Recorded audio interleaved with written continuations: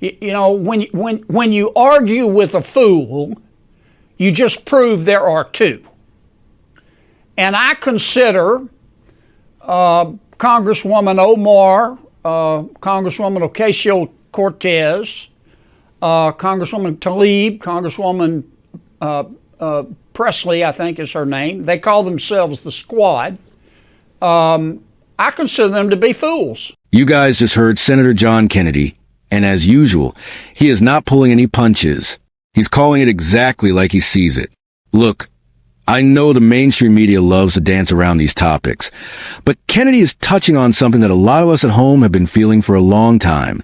There's a massive difference between wanting to improve your country and fundamentally disliking the foundation it's built on. When you have members of Congress who seem to spend more time trashing America than defending it, you've got to ask yourself, what is the actual goal here?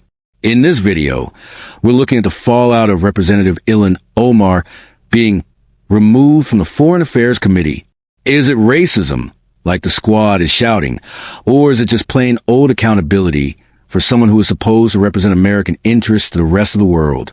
We're going to watch the rest of this play out, and then I'm going to give you my honest take on why Kennedy is 100% right to call out this behavior. There are a lot more important issues in front of the United States Congress and the American people than who tweets what to whom.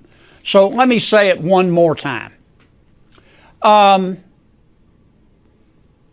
thought in the president's original tweet, I thought it was a poor choice of words. I think I know what the president meant, and he clarified later and said, look, if you're not happy in America, leave. Just leave. And I agree with that. But his original articulation of that concept, in my opinion, fell short of the mark. Number two, frankly, I don't know why the president felt the need to tweet on this subject at all. You know, when you argue with a fool, you just prove there are two. And I consider Congresswoman Omar, Congresswoman Ocasio-Cortez, Congresswoman Tlaib, Congresswoman Presley, I think is her name. They call themselves the Squad. I consider them to be fools. They hate America. They think America was wicked in its origins, and it's even more wicked today. They ought to be thanking America instead of calling America evil and wicked and racist. But this is America, and they have the right to their opinion. But I don't like to see the president even dignify their point of view. Besides that, I think that the Squad, as they call themselves, they are destroying the Democratic Party. You know, when your opponent is screwing up, don't interrupt him. Let him go.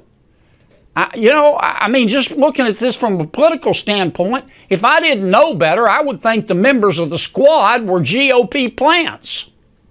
I mean, they think that illegal immigration, socialism, higher taxes, abortion are all moral goods. They think America, Israel, free enterprise are moral bads. That's not what most Americans believe. And that's kind of where I am on the subject. The president has explained his position. He has said, look, here's what I meant. If you're not happy living in America, leave. It's a free country, and I agree with that assessment.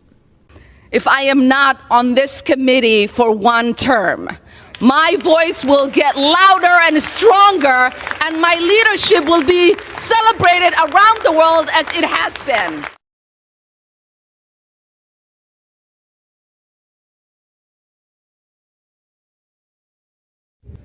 Today's resolution, as it relates to Representative Omar, details 6 statements she made as a sitting member of Congress that under the totality of the circumstances disqualify her from serving on the Committee on Foreign Affairs. Don't tell me this is about consistency. Don't tell me that this is about a condemnation of anti-Semitic remarks when you have a member of the Republican caucus who has talked about Jewish space lasers and an entire amount of tropes and also elevated her to some of the highest committee assignments in this body. This is about targeting women of color in the United States of America. Don't tell me, because I didn't get a single apology when my life was threatened. The representative can say whatever the heck she wants, but we don't have to accept it or embrace it. Individuals who hold such hateful views should rightly be barred from that type of committee. This institution is better because of her leadership, and the Foreign Affairs Committee benefits from her perspective. So let's talk about what's really happening. Republicans are waging a blatantly Islamophobic and racist attack on Congresswoman Omar. And I've said it before, I will say it again. The white supremacy happening is unbelievable. All right, we just saw the whole thing. The fireworks on the House floor, the shouting, the accusations. It's a lot. But let's cut through the noise and talk about what's actually happening here. First off, Senator Kennedy's point about argue with a fool is classic, but his deeper point is the one that really sticks. He said that the squad acts like they think America was wicked in its origins and is even more wicked today. And honestly, if you listen to their rhetoric, it's hard to argue with him. Think about it. We're talking about the Foreign Affairs Committee. This isn't just any committee. This is a group that represents the United States face to the world. How can you have someone on that committee who has a documented history of using anti-Semitic tropes, which he actually had to apologize for, let's not forget, and who constantly equates the United States and Israel to terrorist organizations? I love how Kennedy points out the irony. You have people who came here, in Omar's case as a refugee, and were given every opportunity this great nation offers, including a seat in the halls of power. Instead of gratitude or even constructive criticism, we get this constant vibe of America is the problem. And then you see AOC and the others get up there and start screaming about targeting women of color. Guys, that is a total distraction. It's a shield. They use identity politics because they can't defend the actual comments Omar has made. If a guy from a different background said the same things, they'd be the first ones calling for his head. This isn't about her race or her religion. It's about her record. Speaker McCarthy was right. This is about the integrity of the committee. You wouldn't hire a guy who hates dogs to run a massive animal shelter, right? So why would you put someone who seems to fundamentally dislike American influence on a committee meant to project and protect American influence? I also think Kennedy hit the nail on the head regarding the if you're not happy, leave sentiment. People try to make that sound like a threat, but it's really just a question of logic. If you truly believe this country is a wicked, racist, evil place at its core, why would you want to lead it? Why stay? At the end of the day, I'm with Kennedy.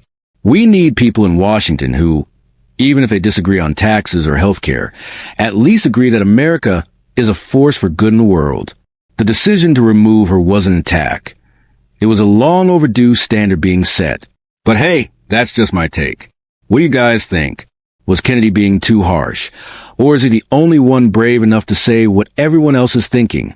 Drop a comment below and let's talk about it.